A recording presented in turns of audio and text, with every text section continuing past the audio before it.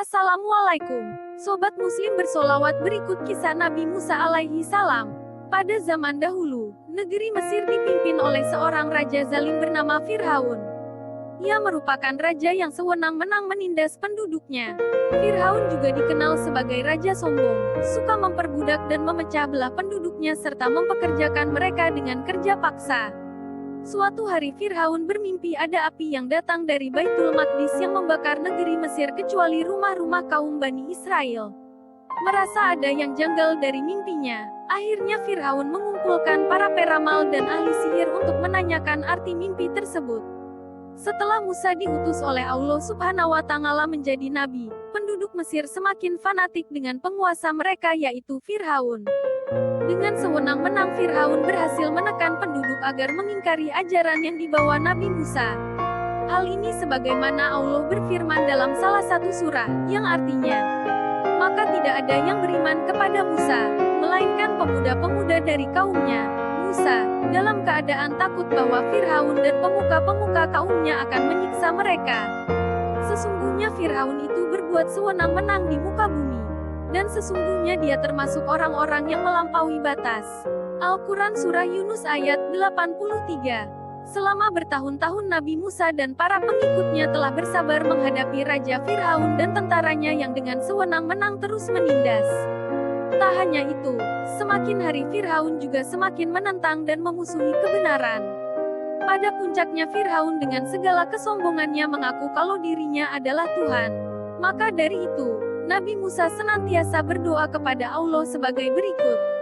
Musa berkata, "Ya Tuhan kami, sesungguhnya Engkau telah memberi kepada Fir'aun dan pemuka-pemuka kaumnya perhiasan dan harta kekayaan dalam kehidupan dunia.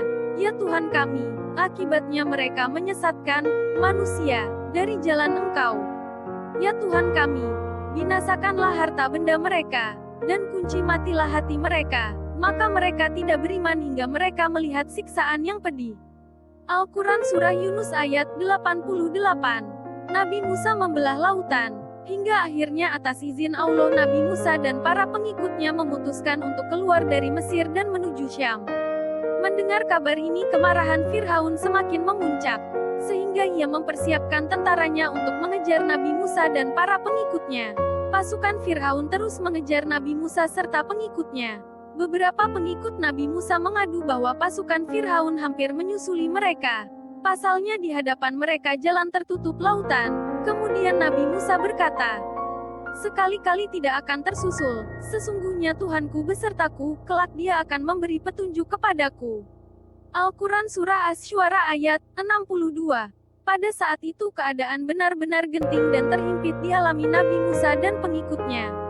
Namun dengan segala kekuatan iman yang dimiliki, Nabi Musa berusaha menenangkan para pengikutnya.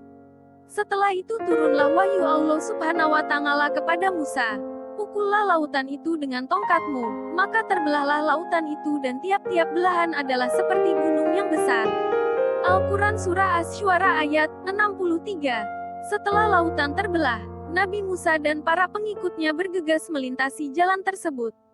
Kemudian disusul Fir'aun dan pasukannya yang mencoba untuk ikut melintasi jalan tersebut.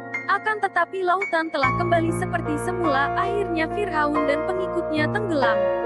Sebagaimana Allah Subhanahu wa Ta'ala berfirman dalam salah satu surah, yang artinya, "Dan kami selamatkan Musa dan orang-orang yang besertanya semuanya.